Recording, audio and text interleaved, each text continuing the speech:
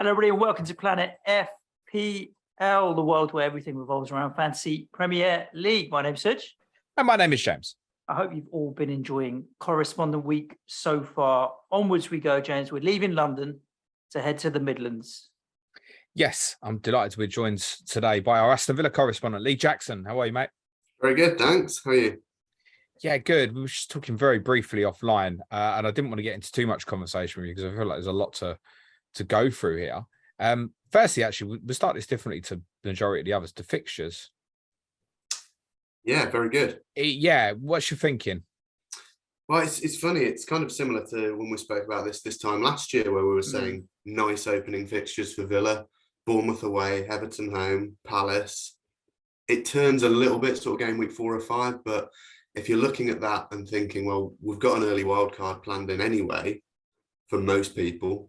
So if you need it, if you need to pull the trigger game week 5, game week 4, that's fine. So I think for the opening, really appealing Villa fixtures, certainly from an attacking point of view, maybe less so from a defensive. Yeah, I think 3 to 7 is actually quite rough. Yeah. Starting with Palace away, finishing with Leicester away, with West Ham, Arsenal, and Man City sandwiched in between.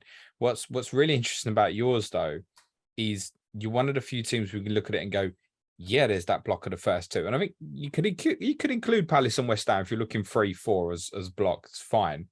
Then you got another great run. Starts in game week 8, this kind of pretenders run, as I keep calling it. Yourselves, West Ham, Newcastle, Leicester, all come into a really good run. So yours swings back round. So there's certain teams who, I think like that, say Leeds, we spoke to with Andy yesterday, there's a point where you're definitely going to want to get rid. But actually, if you're sitting there with someone like Matty Cash and you're running through, you might even think to see it through because it will come round again is what's really interesting. But as we've said many times this week, I don't know how many people are going to get beyond sort of game week 8 and game week 9 without wildcarding. I bet I'm one of them. You know that, Suj. Yeah, I mean, you like to keep your chips in your pocket for longer than most, James, to be honest with you. I'm going to end up wildcarding game week 15 and using 16 as a free hit. Yeah. See, it's interesting. I hadn't thought about when I was using the wildcard overly, really, other than I'm going to try and leave it as late as possible. And because of that, my strategy is to try and go with players that I'm happy to keep for 7 or 8 game weeks. And I completely ignored Villa assets, if I'm honest with you. But when you look at the fixtures, you're like, is that the right way to play the game?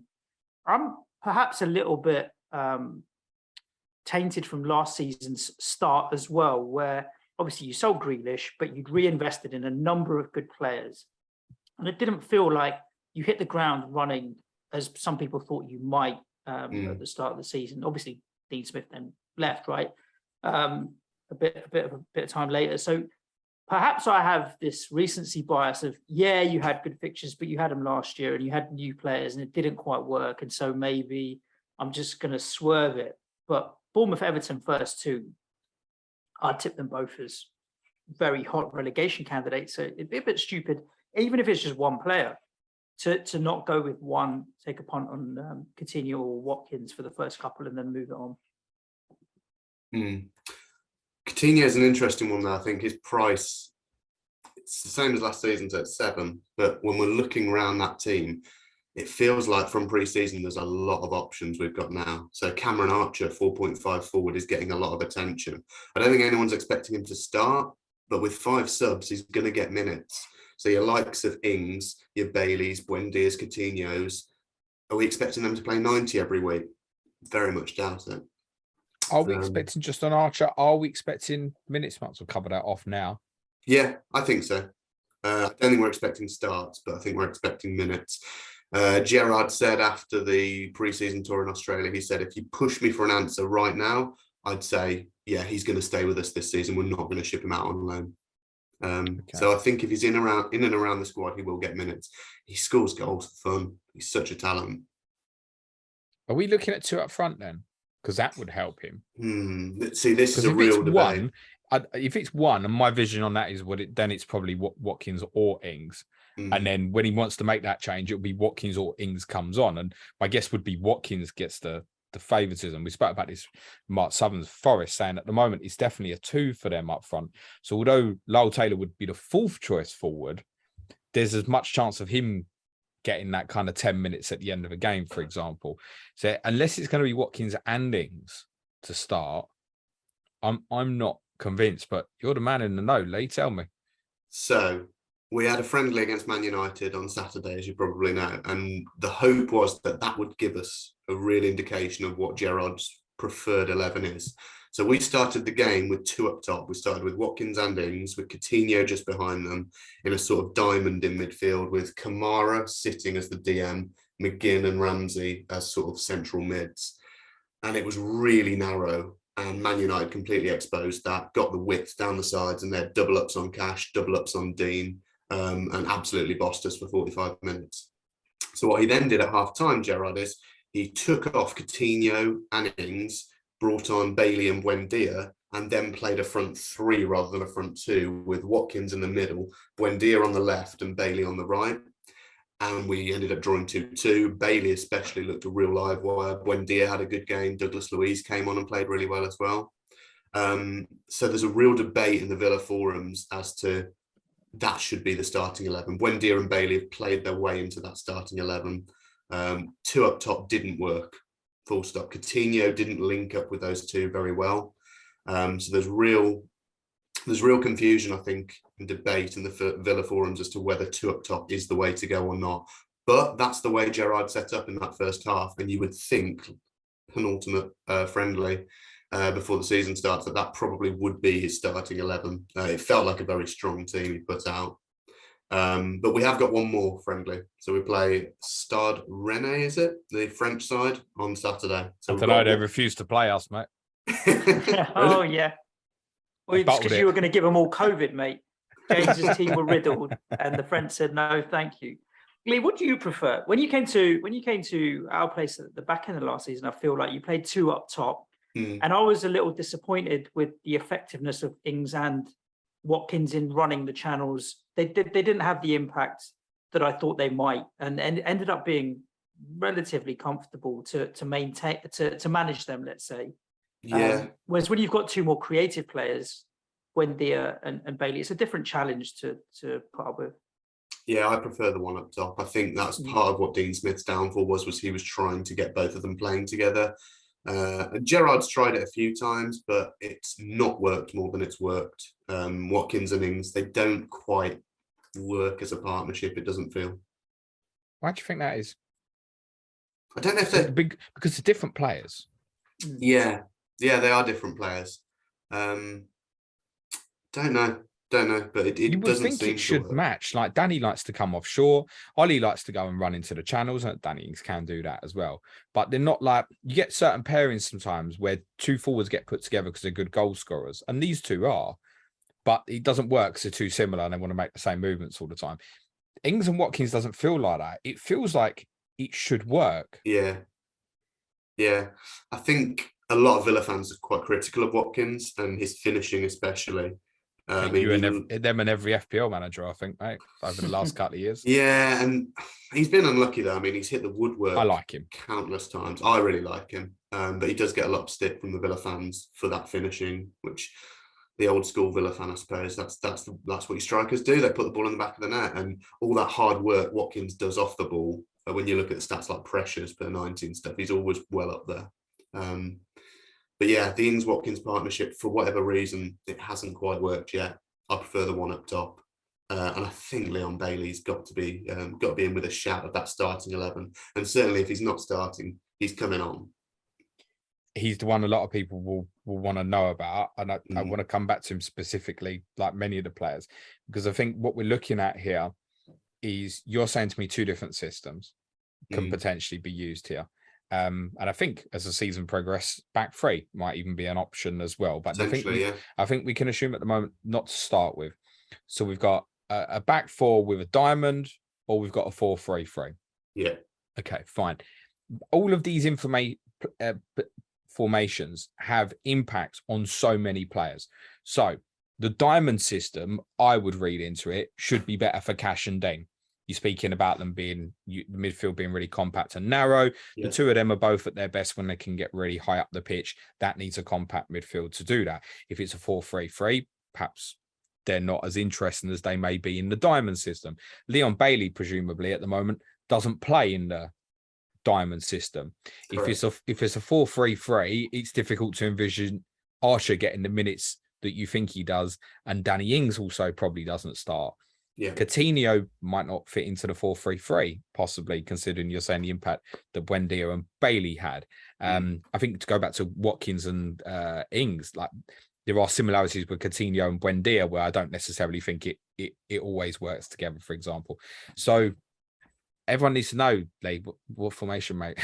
It's clear as mud, isn't it? The only thing I'd say is I think from what you've said, it sounds like the switch to the 4-3-3 worked quite well against Manchester United because they gave you a specific problem with overloads in the wide areas. I don't think Bournemouth and Everton will, which is the point. So Bournemouth won't do that, I don't think. And Everton back three, I don't think will do that to you either. So it might be, my instinct would be back to the diamond. Yeah, to start where, for that's the where first my head's two. That's where I my head's think. at as well. Which then makes Bailey a tough pick. Do you think? Well, I think if that's the system, I don't think he starts. No, I don't think he does. But I think at 5.0, he's only 0.5 more than your proper bench fodder. If you want a 5 million, he's only put a 0.5 under Neto. Or to use even perhaps a better comparison, because I'm sure someone is thinking this right now, it's the same price as Cash and Digne. Yeah. I'm not a lover of comparing price points across positions, but yeah, no, I get in principle, you're right. Yeah. 5.0, I wouldn't be putting anyone off Cash or Digne.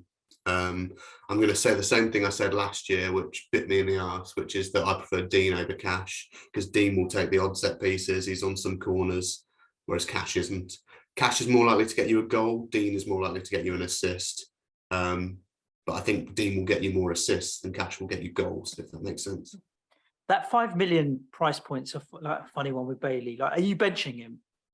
And if you're benching him in your FPL team, obviously not Steven Gerrard's Villa team, but then you may as well, like 4.5. We've talked with Dara around Fulham, and we think that Pereira is going to play in that number 10 role. So I've got a number 10 at 4.5 who is going to start, or I've got someone who has explosiveness but will come off the bench at 500,000 more for Villa. Not convinced. Josh Da Silva, we talked about at Brentford, 500,000 cheaper, going to work his way into the team and probably play again in an attacking role probably.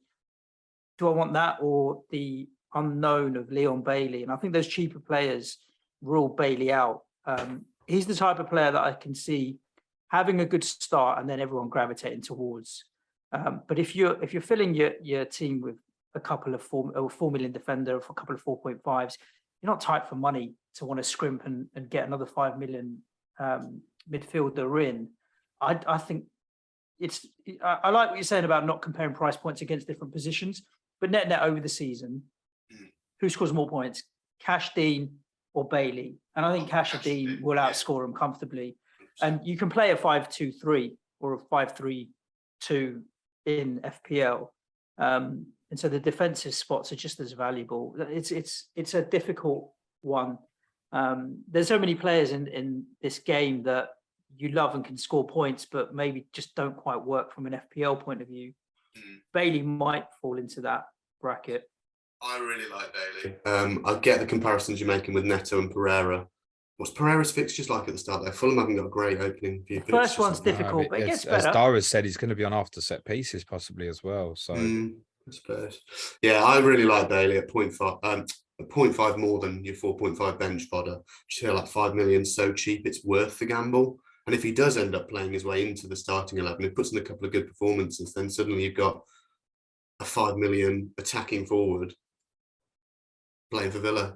I really like Bailey as a pick. I think he's the most interesting 5.0 midfielder by a distance. I've just looked through all the players again, and he's the most attractive. He's Dross, isn't it? It is. He's the most attractive by a distance, to be honest. Which is what tempts people. It's the fixtures, it's the knowing the capability, it's the anybody who did watch the game against United, seen him come on and how well he's done, and also anybody who's seen Steven Gerrard's comments afterwards, like giving him massive praise as well, saying that he's he's had problems. He's come back almost like a different and a new player. But I think it's going to fall down to the system, and I think you're not going to know for sure till, unfortunately. And there's a few teams that feel like this till that friendly's gone at the weekend. Yeah. After that, I bet after the friendly, you'll know. I think you've hit the nail on the head there with what you said before, though, which is that he is the best 5.0 mid. But the question is, like Suj says, do you need a 5.0 mid? It depends what your budget is. And like you say, if your 5.0 mid is your 11th man, I think that's fine. And you can potentially rotate him with Pereira when he's got a good fixture, if those are your 4th and 5th mids. Or you can rotate him potentially with a 4.0 or 4.5 defender. But he's certainly not, he shouldn't be your 10th man. He's your 11th man or your first sub, I think, if you've got the luxury of having a 5 million first sub. I think if he locks down a starting place, he becomes an incredible asset potentially. Yeah. Unfortunately, whenever we wanted to look at him, he's got injured almost straight away. It's another reason to perhaps make the case to not go against, because his injury record suggests that he may struggle to even make game week 1 if he's got another game in between now and then. But in terms of his talent, we knew this when you got him last year. There was a lot of surprise when you got hold of him from Leverkusen, because we know the potential ability that's there. We've seen it. England wanted to get hold of him to play for England. He's going to play for Jamaica, isn't he? Correct. We know there's a talented player there. Absolutely. I don't think I'd be starting with him, no, mate. Unless something becomes clear at the weekend. Yeah, he's in for me at the moment. I just like the gambler. Bournemouth away, first game, 5 million. It's low risk. It's low budget. Give it a go. And if worse comes to worse, I can bench him. You can sit there on the bench at 5.0. I don't mind that. No, I think that's a very fair way to look at it, is to look at it and go, it's 5 million. It's one rug above bottom price, almost like the 4.5 defender, right? Your expectations are quite low, generally speaking. The problem is the people that are buying him in most cases want to know that he's going to start. And therefore, I think I would have to say, we don't know.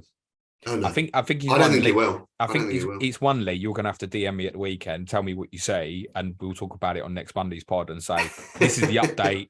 We're now 60-40 that he won't start or whatever. Yeah. He's at 6% ownership at the moment, which is low.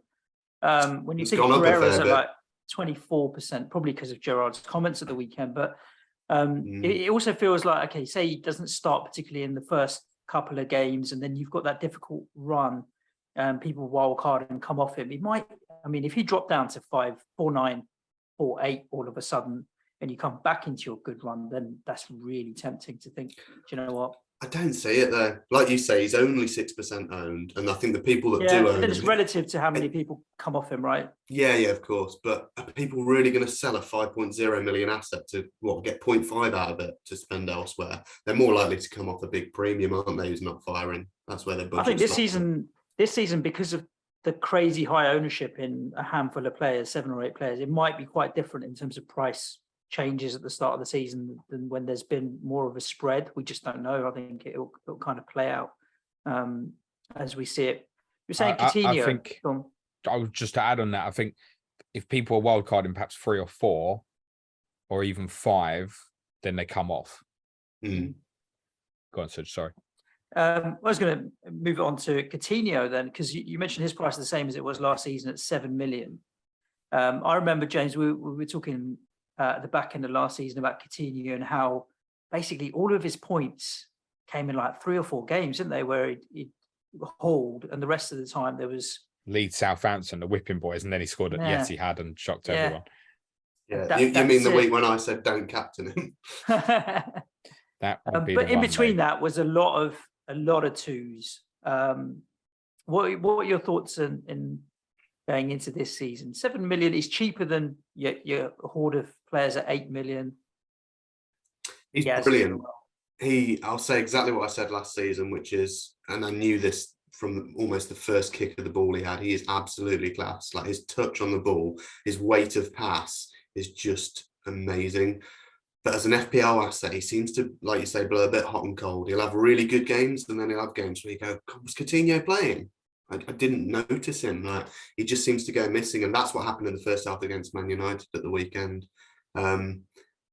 and it puts me off him at 7 million. I think there's so many great options that are 1 million more expensive than him. Don't see Coutinho getting anywhere near the points you're going to see from a Luis Diaz or even a Kulusevski or a Mount or a Saka. $1 million cheaper though, isn't it? Perhaps It more is, to, yeah. perhaps more to comparison. Someone like with Jack Grealish. Yeah. As well, it's funny to say that Grealish is in my team at the moment and Coutinho is not. I'm not surprised to hear that, to be totally honest. And Grealish would be closer to mine than Coutinho. I think with him, I don't mind if anyone starts with him because I feel like he could be that. He could get 16, 17 points against Bournemouth, Everton, and then do nothing for 5 or 6. That's kind of how it feels a little bit with him. And he did do well against the poor teams last season, didn't he? Yeah, I think he's summed up by 2 games I watched kind of in the spring period and watched him closely. So when we beat you at your place, I mean, we discussed this number of times, you should have been about 3 up at half time, and he was outstanding. But a couple of weeks earlier, I watched him against Arsenal for you, and he couldn't pass the ball 10 yards. Yeah. He was atrocious, and I'm being kind saying that. So that was, I think we're talking about game week 30 to game week 32, like literally really close. Yeah. 2 completely different performances against 2 similarly matched teams in Arsenal and Tottenham. And that's quite off-putting. Yeah, and I don't know if that's the mental side of it. Gerrard has sort of spoken a few times about Coutinho and said, like, he needs to be loved. He needs an arm around him. He needs to be in an environment where he feels the love. And actually, I don't know if he kind of struggles with some games. He'll have a misplaced pass in the 5th minute, and then from then on, it's like, oh, fuck it. I can't play today. I'm not. Shouldn't be like that. He's so good. I know. This is it. But yeah, I totally agree with you. It's concerning because he does have games where he just goes missing. I'm looking at that bracket, James. I know you mentioned Grealish as the alternative. Like I'm not going near any Man City midfielders other than Kevin De Bruyne because of that rotation fear. But there is a wealth of options there.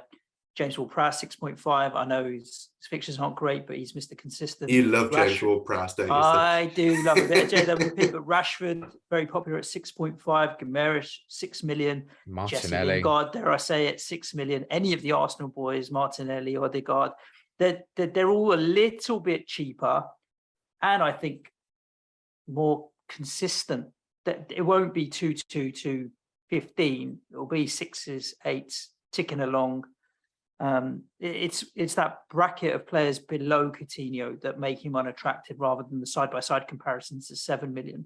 But side-by-side, I mean, you talk about Grealish, James. And you mentioned Harvey Barnes, just to throw a name in as well. What's he, 7 or 7.5? 7. Bernardo Silva's 7. I know. And we'll talk consistency. Zaha, yeah. I know they're rough fixtures, really bad, but he'll tick over, won't he? You know Zaha will get 10, 11 goals. Coutinho could also be like 3 or 4. Does that make sense? That's how it feels, yeah. But Coutinho is still in 20% of FPL teams. So that's 1 in 5 managers, which is huge. Really. And I understand that. I don't think like he's not a bad pick. Exactly what I said. We could be sitting here at the end of game week 2 and he could be the highest scoring player in the game because that's in his capability. So if anyone wants to go and get him, I don't mind. But I also think it's short term.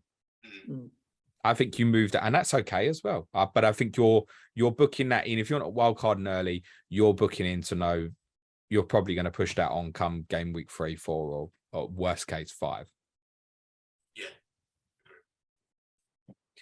Defensively, what can you tell us about the new man at centre back, Lee?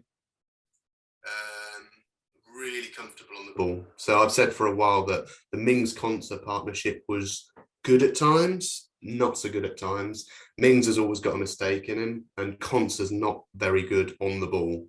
But actually, as a pair, they kind of even each other out. Where Konsa will give the ball to Mings, and he'll ping out a pass, and he's quite comfortable sitting on the ball. Carlos looks really complete, really well-rounded, comfortable on the ball. He's pinged out some really good passes in pre-season. Is he quick? I can't comment. I don't know. I haven't seen him up against a Heung-min Son or a Salah, so it's hard to say. I haven't seen him have those balls in.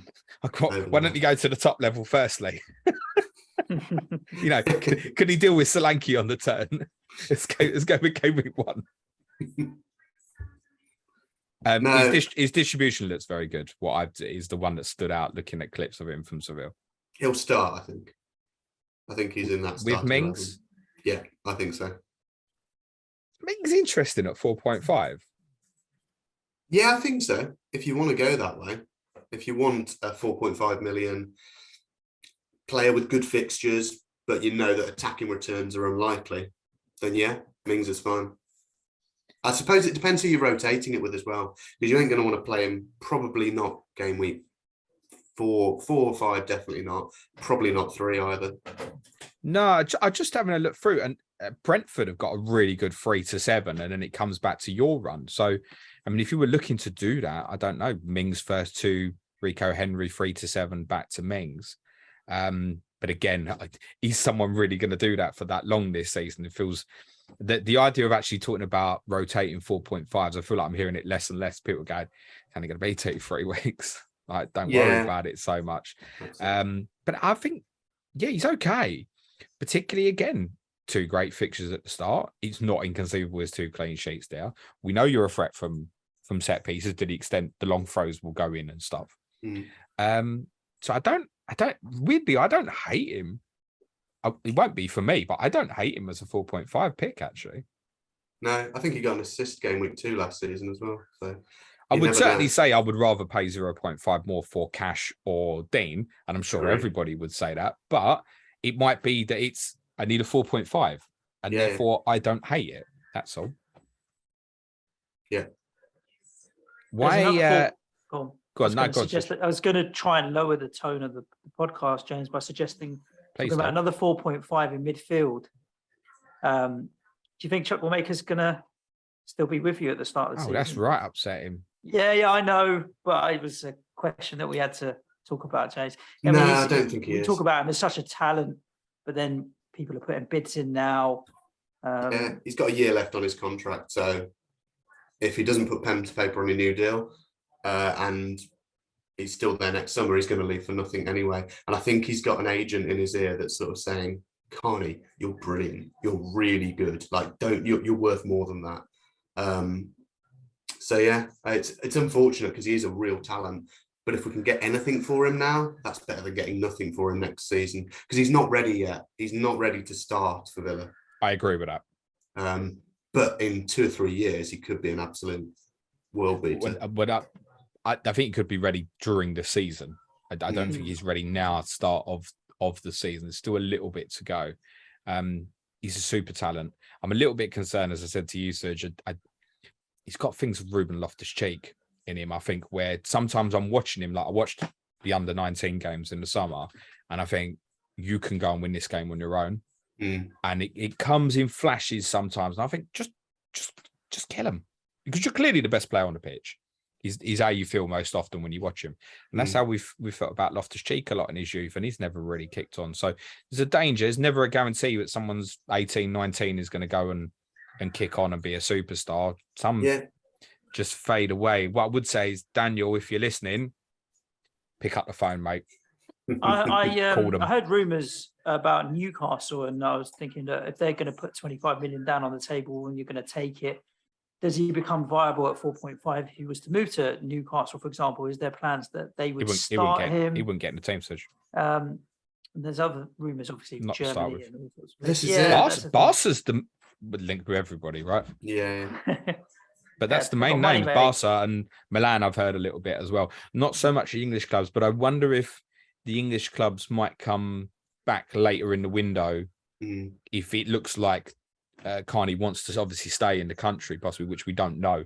I mean, if Barcelona offer, it's incredibly exciting, but then how much is he going to play out there? It could be within 3 years, we're like, what happened to that kid?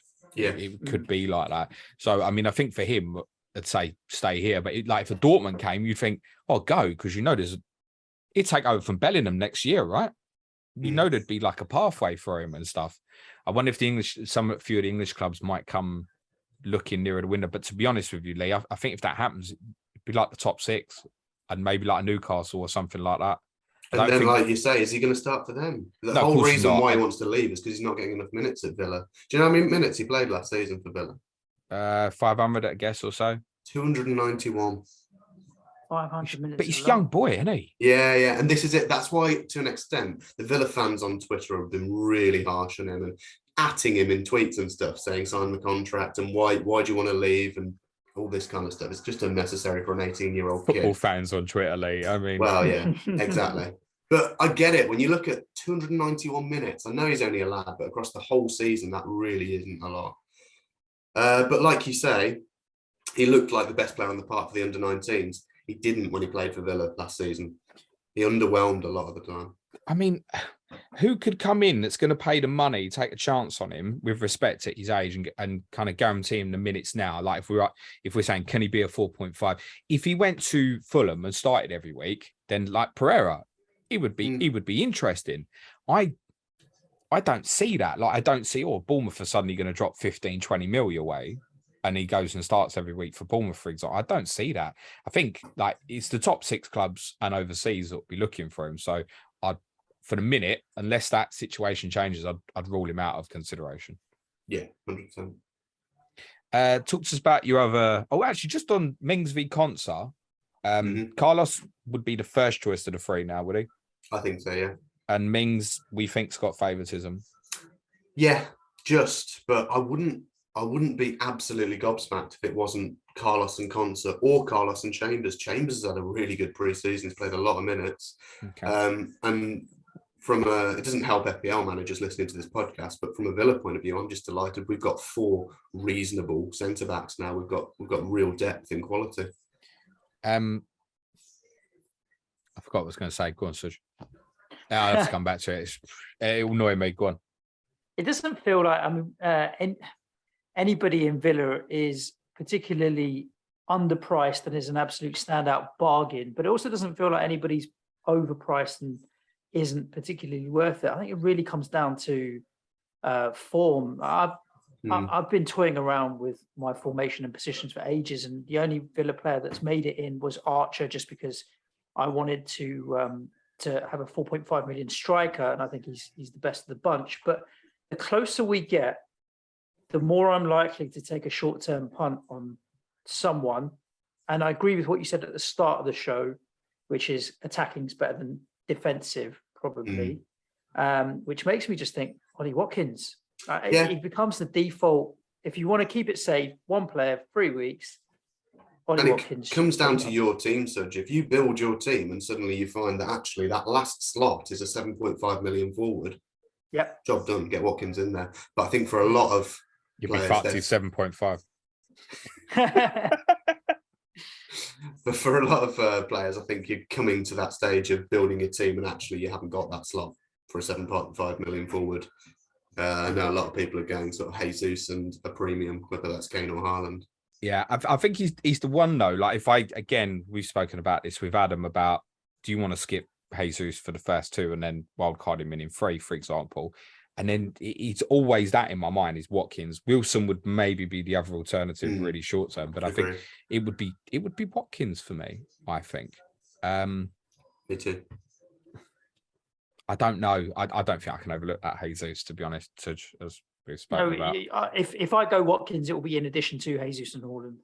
It's not all 3 in place of. Can't wait to see your team, mate. I'll play well, you know me, mate. I'm going Nico Williams, Josh Da Silva, Andreas Pereira. Give me everybody cheap that you can possibly they're all find starting. And then power into the rest. Yeah, why not? And no Salah. No Salah. But then I'm captaining Haaland in game week 1 against my lot. So I'm not. The closer it gets, basically, my point being, the more I'm turned by looking at the short-term fixtures, because as much as I don't want to use my wildcard early, I'm going to have to use some transfers. You can't keep rolling them forever and ever. Between game week 2 and 3, 3 and 4, I'm going to have to move some players around. Why don't you want to use wildcard early? No, it's not that I don't want to necessarily, but I don't ever like getting tied into a specific strategy. I think I'm going to wildcard in game week 16, mate. Right, I think, to be fair, I don't overly want to wildcard that early. I'd rather kind of split it in half. It's just the way that the fixtures turn at the kind of halfway point. I don't know what I'm wildcarding. Like, am I going double Leicester, double Villa, double Newcastle, double West Ham, and Cancelo, Trent, and Salah, or something like that? Like, I don't know at this stage what that would look like to wildcard and perhaps the promoted clubs and stuff as well. Which is why I think most people are going to end up doing it, is the point. It's kind of what tends to happen anyway. Yeah. Even more so this year. That I think if people have that kind of, I'll wait another couple of weeks. I just think like this year where it's in the mind, do it. Yeah. Because of the unlimited and stuff. I'm looking at it and thinking, set up for the first couple of weeks. Well, I'm looking at first 6. That's it. I'm not looking beyond 6 at the moment. And I'm thinking, if it really goes pear-shaped, game week 3, I'll just wildcard. And I've always got that in my back pocket, that I can take a 1-week punt, I can take a 2-week punt, because if it doesn't work out, I can get out of it. I'm setting myself up, I think most people will, to have at least 5 from Liverpool and City. If I can get 6 in, great, but at least 5 from those. And that's half my team. And those guys for me are kind of set and forget and leave it be unless one of them gets injured. So what I'm going to wildcard the rest of my playing team. And I don't feel the need, if Liverpool and City do as well as we think they're going to do, I'm not sure I'm going to need to use the wildcard to fix any problems when I've only got half my team is from those guys. But no, and I agree. Listen, the one thing that will stop people wildcarding early is if the template does really well. Yeah, exactly. And there's no reason to think it won't actually, but we just know that other players will emerge quite quickly. That's it, James. It's who emerges, right? Is like if there's some really good, if Bailey really starts doing well, or there's other players between that 4.5 and 6.5 bracket that we're like, oh wow, these guys are really good. We'll want to get them in before they have really big price rises. So it's more FOMO, fear of missing out on other players that are doing well. That's going to cause me to wildcard early, but I'm going to be all in on City, Liverpool. That's what I'm hoping for. What I was going to say, Lee, the comment that was stuck in my head and I couldn't think what it was. Controversial, but in my opinion, since Gerrard's come in, Mings has been better than Konsa. Yeah, I agree. Konsa wasn't quite at it last season. Year before, he was absolutely superb, but didn't quite look at it last season. I'd agree with that. Agreed. Tell us about your other new man. You were screaming to us for a lot last season about holding midfield's a problem, holding midfield's a problem. He's Boubacar Kamara the solution. And how did you get him? I remember you saying this on a pod a few weeks ago. You were like, how has Villa managed to get this young French international on a full free international transfer? on a free transfer? Yeah. He, to be honest, he set off alarm triggers in me. Why is you got a full French international? He's young. He's just brought into the French squad. He's available on a free transfer. Why have Villa got him? And my conclusion on it is the way you do your transfer business is done so secretly and stuff. We know about the Danny Ings transfer, the Callum Chambers transfer. It was like that, and it was the same with this one, out of the blue. I just think you've stolen the march on people. But I've also heard he might not start the season. That seems to be some of the murmurings I'm hearing. So I think you're absolutely right in terms of the way we're going about our business. You'll notice what's really telling is that almost every signing Villa get now, they seem to reference Christian Purslow and Johan Langer and how they have come in, and Steven Gerrard to an extent, how they've come in, sat down with them and basically sold them the dream and said, look, we are building Villa. We're not just a Premier League team. We want to be challenging. And that's kind of, Emi Martinez gave an interview the other day saying like, yeah, I want to win a cup at Villa. I want to get into Europe with Villa. That's what we're building towards. And that dream that's being sold with Gerrard at the helm, I think someone like Kamara would have grown up watching Gerrard as well. I think that will have helped bring him to the club. And it all helps get those players through the door. Coutinho and Kamara, I think neither of them would be at Villa if it weren't for Gerrard. And as for Kamara himself, from what I've seen in pre-season, I love him. I think he's brilliant. We should clarify for those who are unaware of it. We're not talking about an FPL asset here in any Oh, way. yeah. We're just talking about Villa now. No way from an FPL point of view. But yeah, from a Villa point of view, solidifying that defence, sitting in front of that back four, and that's all he does. He just sits, holds the James game week 39 role, if you like. Oh, that's the second time this week, Suj. I don't even pay these bastards. Listen, I can't remember what pod we were talking about, and someone mentioned that they love that number 6 style midfielder that sits in front of the back four. And all I could hear in my head in that pod was James saying, "That's the number 4, mate." Yes, the number 4 as far as I'm concerned. But yes, everyone calls it 6, which is fine. Was it with Dara? We were talking about a couple of their new boys. Was it Rocker? Or the no, Leeds, with Paulinho, Andy. maybe. Yeah. It might have been Paulinho. Yeah, I like him.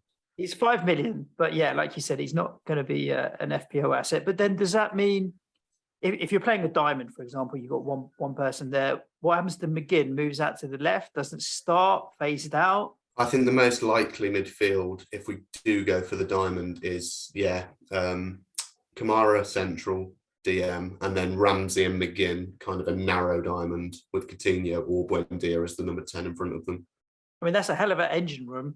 Yeah, McGinn, Kamara, and Ramsey. but you're compromising a bit of that width.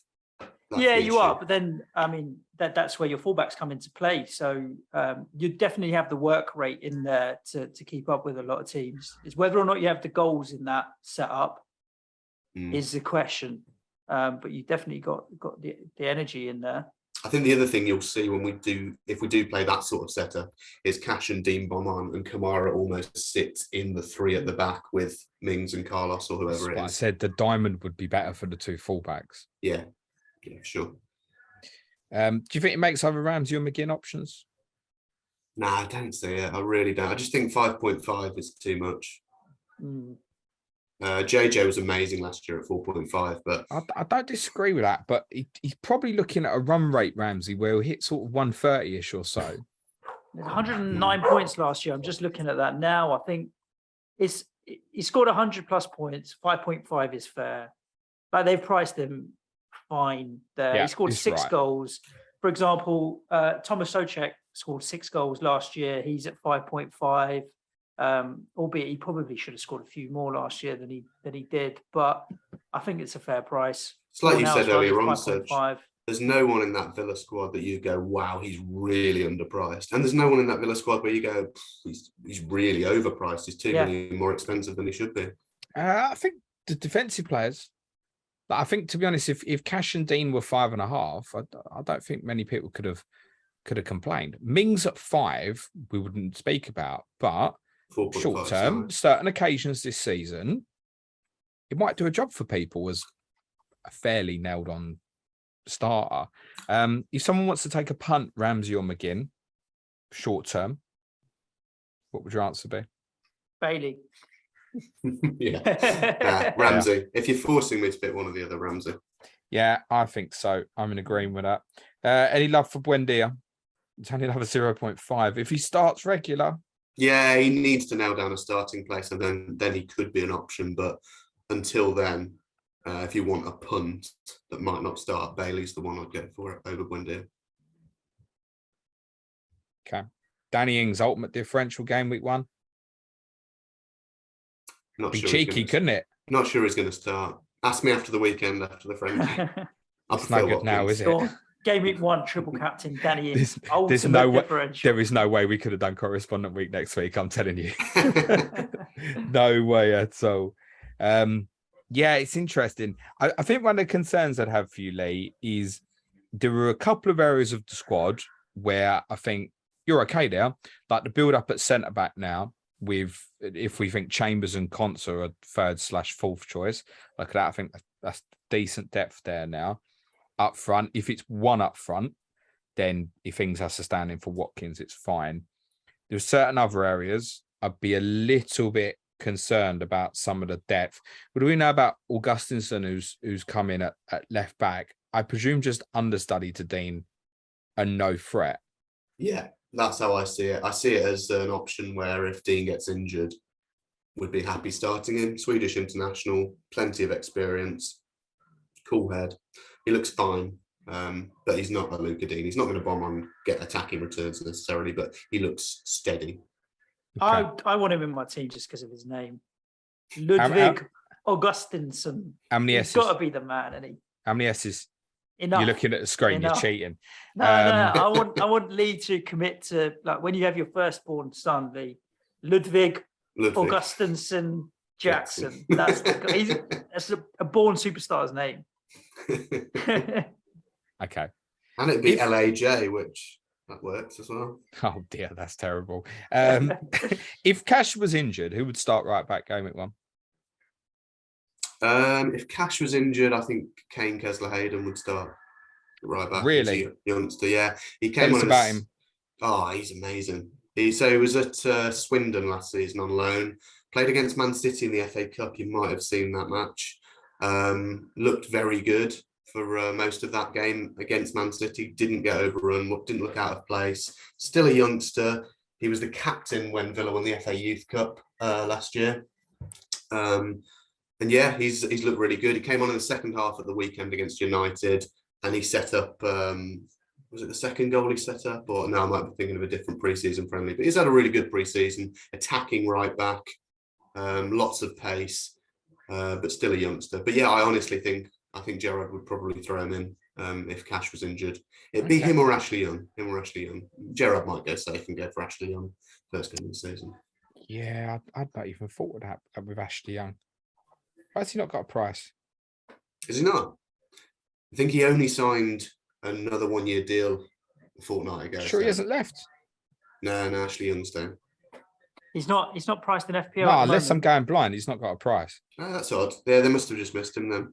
Good old FPL towers. Yeah, I just think Chambers actually might be a different way of looking at. Yeah, he could fill in there. Or the switch to the back three, and you could possibly get away with Bailey as a wing back. Possibly.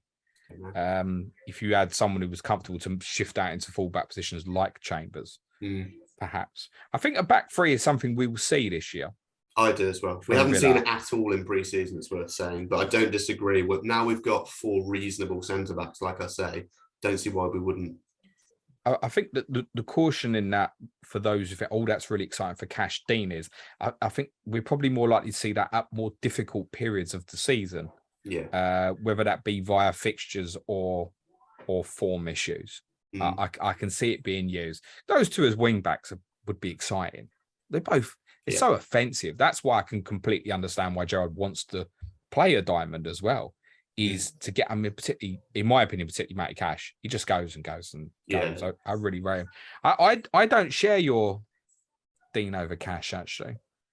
No. I'm more Matty Cash, and it's one where you've got 2 there and it's comparable, and I would like to ideally go with a differential if I wanted to go with one, and I've always been Cash over Dean in my mind, to be honest. I think it's tight. I think either one could easily outscore the other. It's very tight, but maybe part of me, like you, was looking for the differential, is that if more people are going Cash, I'd rather go Dean for the upside. Okay. Before we let you go, why did Emi Martinez not play in game week 38? I believe it was because of the, what's the name of it, that cup that Argentina played against Italy, so the Euros winner versus South American Cup winners. I believe he was given the day off for Finalissima. That's it, isn't it? That was weeks later, wasn't it? Like a week later or something. I think it was a week later, yeah. I believe that was what it was. It's a bloody goalkeeper, Lee. I know. Anyway, Robin Olsen's one of the best 4.0 goalkeepers at the moment, I think, subject to how many Villa players you've got in your squad. If you've got 2 already, please don't pick Robin Olsen. But he is a clear second choice, isn't he? Yeah, definitely. Yeah. Is that permanent now as well? Yeah. Yeah. Okay, cool. Where do you think you finish, mate? 9th. The only reason, but that sounds really overconfident. The only reason I answered I think it's reasonable, mate. The only reason I answered so quickly, though, is because you sent me that form the other day, which was predicting all of the. So I had to do 1 to 20. So I know where I put Villa in that. So I'll stick by what I said, which is 9th. Yeah, I think you're capable of that. I think, to be honest, I think you're capable of more. I also think you're capable of finishing where you finished last year, which felt like it was at the kind of the worst acceptable position. Yeah, I think is what I described it as at the time, in terms of there was only about 6 points between you and 8th or something like that. This is it. But yeah, you were right at the bottom of it. It was really tight, like you say, 8th down to about where we were. So a few extra wins here or there, and we could have been in a much more attractive position. There is a correspondent that's gone for 8th for you. Really? Nice. No one lower than 13th. Let Lee know. You can DM. You can be best mates now. Who's gone? No one lower than 13th, James. Well, I'll Joe what Lee. I tell you, it is. You know, you're paired with your first clash of the correspondence of the season. Ricky.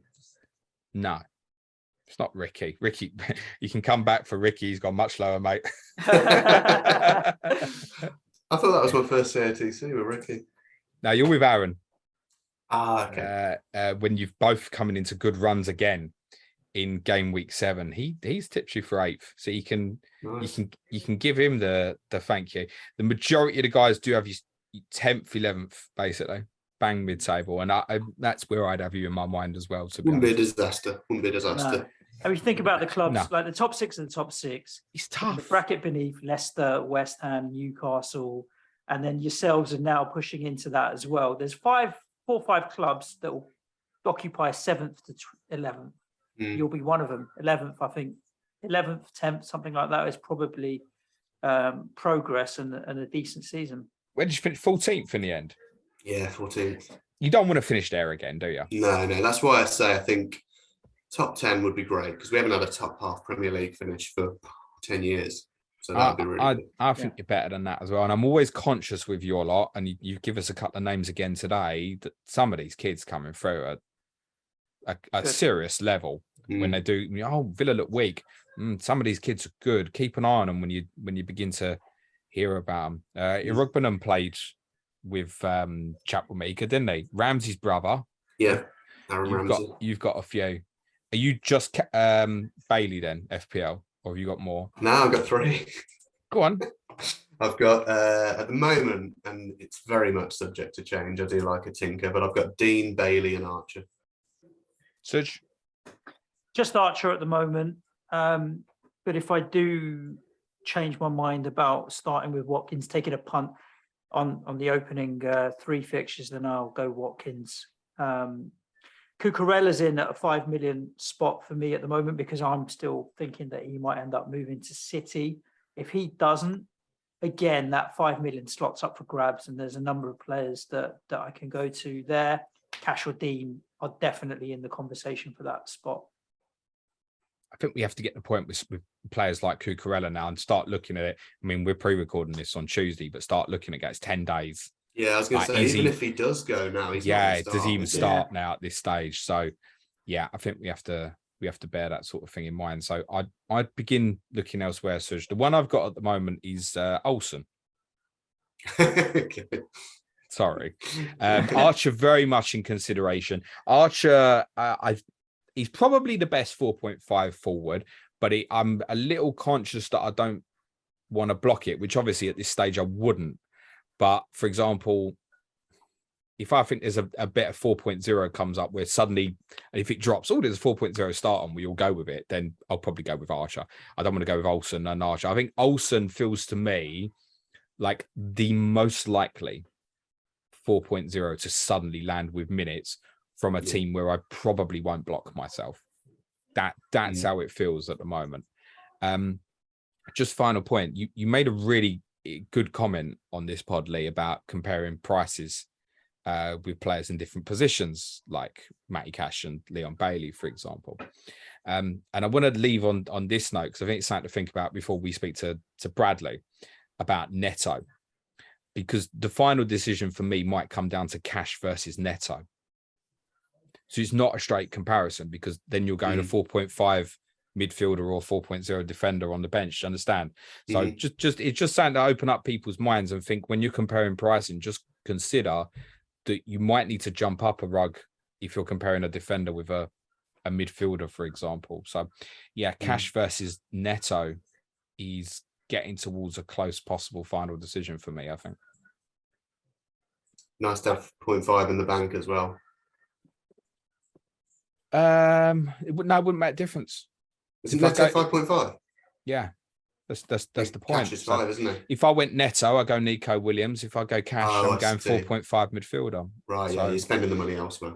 That's exactly that. Yeah, so it's just something for people to think about. But I'll ask you, Lee, Cash or Neto, or they're saying Dean or Neto in your case. Neto, actually, and I'll tell you why. Because I think there are lots of good defensive options. There's lots of ways to spend your money on 4.5 million defenders. Whereas at Neto's price point, I'm not seeing a lot else. So actually, yeah, I just think there's so many. They're really underpriced defenders this season. And that's why I'll have 5 at the back. Almost definitely 5 at the back. Well, we won't have to game anymore. wait long for Bradley's opinion because he's on Thursday morning, but we've got one more before that, Suj. Another clash of the correspondents. No, mate. Another Correspondent Week podcast. Wakey. No, I was thinking of our recording schedule, James, because listeners may not know we're recording in the order that they're going out. But the podcast, I know who's on next. I'm about to ask you that question in a second. But then the one after that, I didn't think was Bradley straight away. I thought there was one in between the next one and Bradley. Nah, Bradley's after. Check the old diary. Lovely jubbly. It's recited in my head, mate. Next, we're off to the champions. Lee nearly ruined it for him final day. We're off to the streets. Right. Yeah, we tried the week before to throw a spanner in the works. It didn't quite lodge. Difficult. We finished the title race. We're off to speak to Johnny Pringle. I'm going to receive my thank you from him. We'll be talking Manchester City on tonight's podcast. Fantastic. Lee, thank you once again for joining us on Correspondent Week. We're keeping a keen eye and seeing how we get on. For anybody that doesn't follow you, obviously at Lee_Jackson_92 on the Bird app, as we call it nowadays.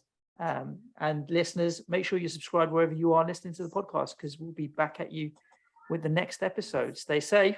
Ciao for now. Cheers, Lee. Good luck for the season, my friend. Cue music, please, man, child.